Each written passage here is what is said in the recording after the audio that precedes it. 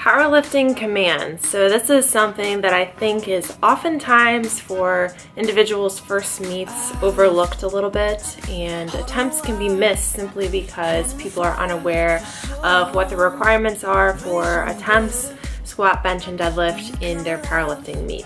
And it's pretty simple, but it definitely is something that you should be practicing in your training leading up to the meet. I would say especially the last few weeks, if you have someone with you, training with you in the gym, having them give you commands on, especially on bench press, I think is the most important one, to make sure you get down. If you rack it too early, also a squat, if you rack it too early, they will call you for the lift and you'll end up missing the lift. So it's important that you get the commands down so you are following the requirements for whatever federation that you are participating in. I would also review their manual. So the manuals, at least for USAPL, the manual is available online in terms of the rules for lifting and also the rules for equipment. So you want to make sure that you have your singlet approved, your belt approved, and what I mean by approved is approved brands. So especially for USAPL, that's the only federation that I compete in.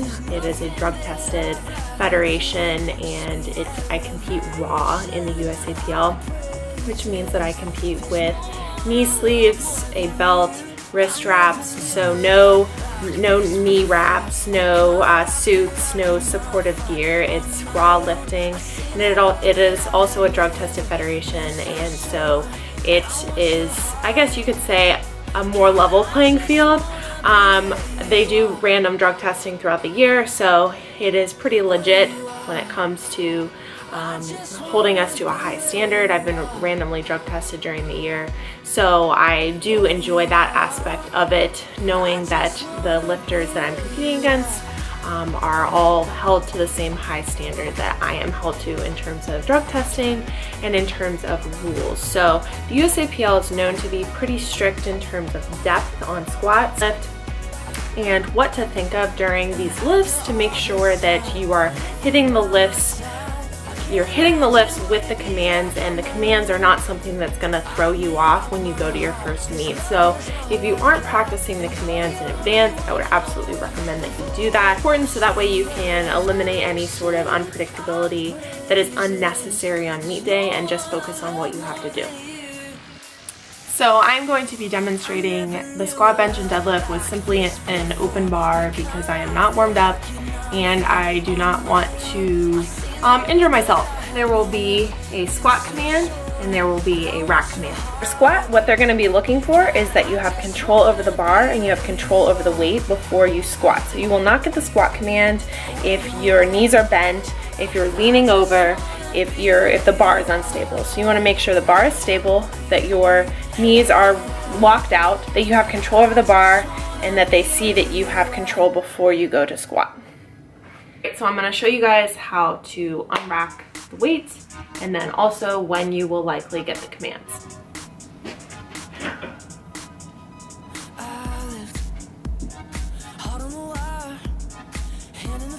Squat,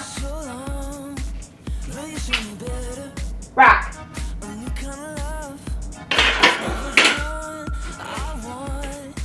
you saw there I got two commands. Well, I commanded myself. So it'll be squat and then it'll be rack. So you want to make sure that you lock out the squat fully at the top of the squat after you complete the motion, and then they will give you the rack command. So for squat, it's important that you don't get too excited and rack it before you get the rack command, and you also want to make sure that you do not yell any explicitives, speaking from experience.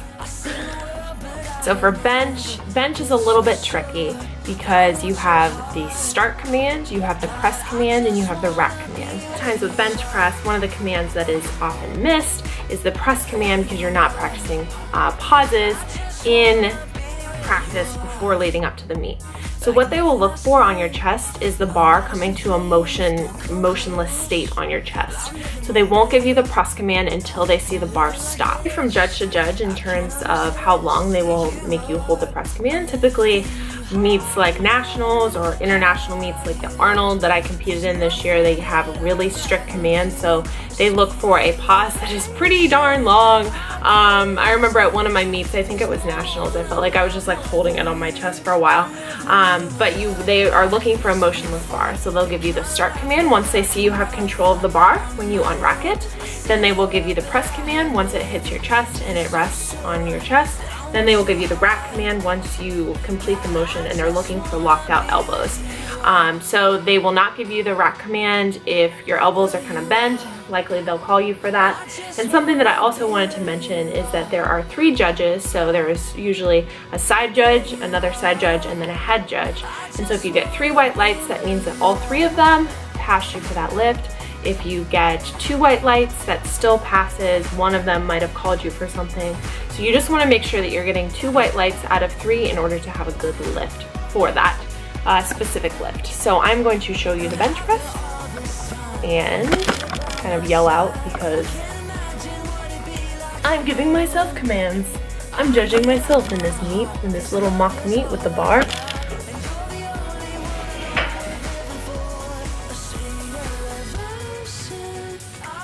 Start, press, rack.